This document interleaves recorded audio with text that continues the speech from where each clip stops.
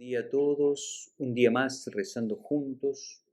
Vamos a compartir este espacio y este momento de oración en el nombre del Padre, del Hijo y del Espíritu Santo. Amén. Oh Espíritu Santo, amor del Padre y del Hijo, inspírame siempre lo que debo pensar, lo que debo decir, cómo debo decirlo, lo que debo callar, cómo debo actuar, lo que debo hacer, para gloria de Dios, bien de las almas y mi propia santificación. Espíritu Santo, dame agudeza para entender, capacidad para retener, método y facultad para aprender, sutileza para interpretar, gracia y eficacia para hablar. Dame acierto al empezar, dirección al progresar y perfección al acabar. Amén. Vamos a rezar en este quinto día, dentro de la octava de Navidad, con el texto de la primera carta de Juan, que leemos en la primera lectura de la misa de hoy. Queridos hermanos, la señal de que conocemos a Dios es que cumplimos sus mandamientos. El que dice yo lo conozco y no cumple sus mandamientos es un mentiroso y la verdad no está en él. Pero en aquel que cumple su palabra, el amor de Dios ha llegado verdaderamente a su plenitud. Esta es la señal de que vivimos en él.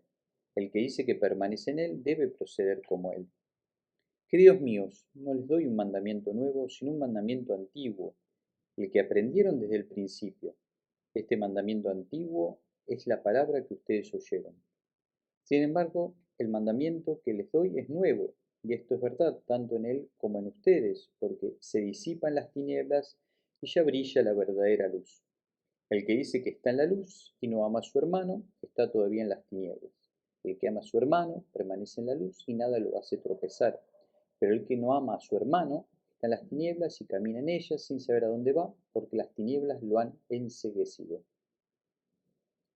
Palabra de Dios, te alabamos, Señor. Si bien parece como un pequeño trabalenguas en algún momento, el texto es claro, ¿no?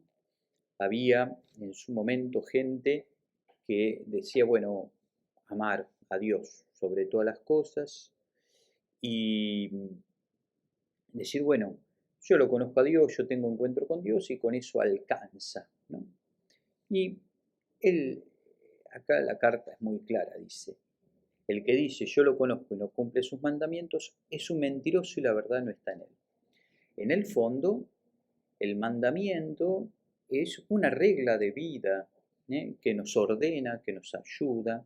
Entonces, aquel que dice, no, bueno, yo no necesito nada, Jesús dejó un único mandamiento, el nuevo, y acá habla del viejo y del nuevo. Y el mandamiento nuevo es amar a Dios sobre todo y al prójimo como a ti mismo. Y está entonces, en esos dos, dice Jesús, va a decir, se resume la ley y los profetas.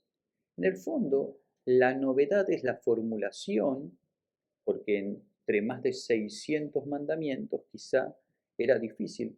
Y el Señor Jesús lo dice muy claro, amás a Dios y amar al prójimo, cumplir sus mandamientos. Si no, sos un mentiroso, no vivís en la verdad. La otra imagen que utiliza hoy la palabra es la luz y las tinieblas, o estás enceguecido. En el fondo, en concreto, tengo que amar, amar, amar al prójimo, amar a mi hermano. El que no vive o no expresa el amor concreto, está fallando, porque en el fondo no está viviendo la integralidad de nuestra fe, donde el amor a Dios y el amor al prójimo está unido, es un y, no es un o. Los dos extremos son de formación. La sola persona orante, pero que no ama en concreto, que no se compromete con transformar la realidad en el lugar que le toca estar, amando incluso aquello que me cuesta, porque ahí quizás es donde recién aparece el primer amor, está fallando. Y aquel que es puro servicio, pero sin intimidad con el Señor, se parece más a una fundación o a una ONG que una experiencia vital de Dios donde le sale este, este deseo de compartir con los demás la experiencia de Jesucristo.